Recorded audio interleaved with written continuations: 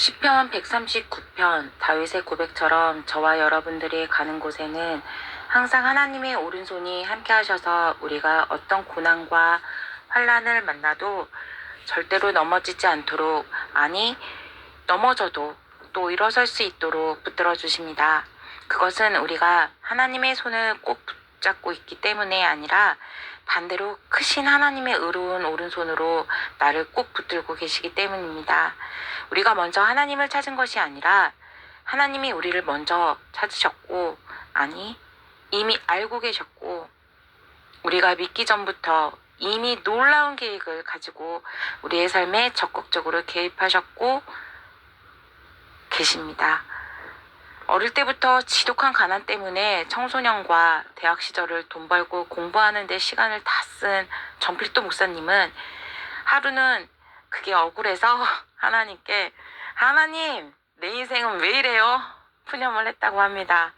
그때 하나님께서 뭐라고 하셨냐면요, 내가 너를 묶어놓지 않았다면 네가 목사가 되었을 것 같으냐?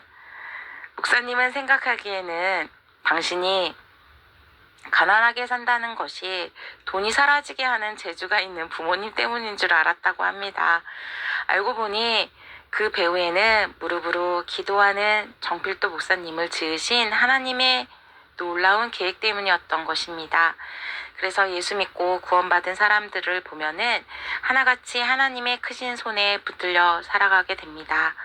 아무리 잘난 사람이라도 그 잘난 재능과 똑똑한 때문에 예수님을 모른다 하지 않으시도록 철저하게 낮추시고, 아무리 못난 사람이라도 자신이 가지고 있는 그 연약함과 핸디캡 때문에 하나님의 능력을 경험하면서 살아가게 되십니다. 하나님이 언제부터 우리 인생을 이렇게 그렇게 또 이렇게 붙들고 계셨는고, 다윗이 생각해 보니까 언제부터 우리를 붙들고 계셨나요? 우리를 지을 때부터 그렇게 하셨다는 겁니다. 시편 139편 13절에서 16절 말씀입니다. 주께서 내 내장을 지으시며 나의 모태에서 나를 만드셨나이다. 내가 주께 감사함은 나를 지으심이 심히 기묘하심이라. 주께서 하시는 일이 기이함을 내 영혼이 잘 아나이다.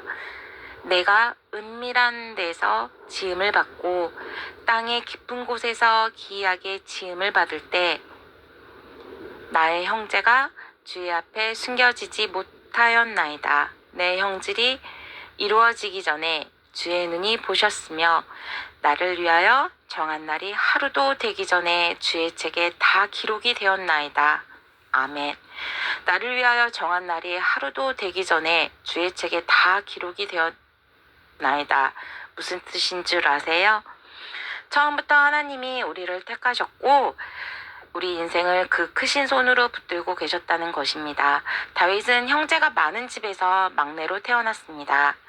그래서 다윗은 형들처럼 엘리트 코스를 걷지 못하고 집안에서 제일 하찮은 일은 양을 치는 목동이 되었습니다. 그런데 다윗은 그의 평생에 제일 중요한 교육을 목동일을 하면서 다 배웠습니다. 야생동물들과 싸우면서 싸나운 짐승도 이길 수 있는 기술을 갖게 되었고, 싸움의 기술보다 더 중요한 것을 배웠습니다.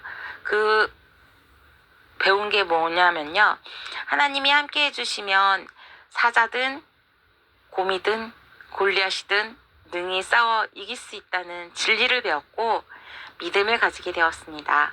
모세는 또 어떻게 되었는데요, 갈대 상자에 담아서 둥둥 떠나보낸 그 아이가 애굽 공주의 눈에 띄어서 애굽 왕실의 모든 엘리트 교육을 받으면서 자랐습니다. 뿐만 아니라 어머니 요게벳이 유모가 되어 어릴 때부터 자신이 누구며 하나님이 누구신지 철저한 신앙교육을 받으며 성장할 수 있었습니다.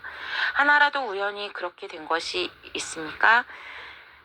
40살이었던 때에는 살인을 저지르고 도망자 신세가 되어 미디안 광야에서 40년 동안 양을 치며 낮아지는 훈련을 받았고 80세에 하나님의 부르심을 입어 마침내 이스라엘 최고의 지도자가 되었습니다.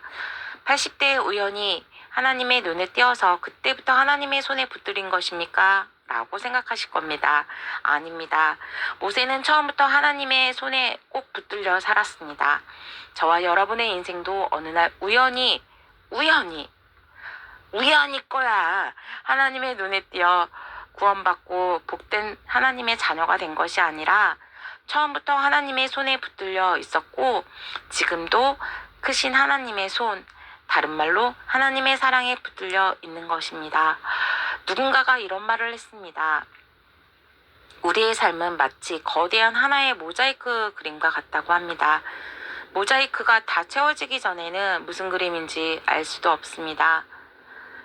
그러나 그 모든 부분이 다 채워졌을 때 하나님께서 참으로 나의 삶을 아름답게 만들어 오셨다는 것을 깨닫고 감사드리게 될 것입니다. 시편 139편 17절에서 18절 말씀입니다. 하나님이여 주의 생각이 내게 어찌 그리 보배로우신지요 그 수가 어찌 그리 많으신지요 내가 세려고 할지라도 그 수가 모래보다 많소이다. 내가 깰 때에도 여전히 주와 함께 있나이다. 아멘. 사람이 잠을 잘 때는 무방비 상태라고 합니다. 그런데 잠에서 깨어보니 무방비 상태가 아니었습니다. 가장 강력하신 하나님이 나와 함께 계시더라 라는 겁니다. 사도 바울도 동일한 고백을 합니다. 사도 바울은 자신을 지긋지긋하게 괴롭히던 가시를 떠나가게 해달라고 주님께 3번이나 간절히 기도했습니다. 그러나 하나님께서 가시를 제거해 주시는 대신에 그에게 하나님의 능력으로 살 수 있는 믿음을 주셨습니다.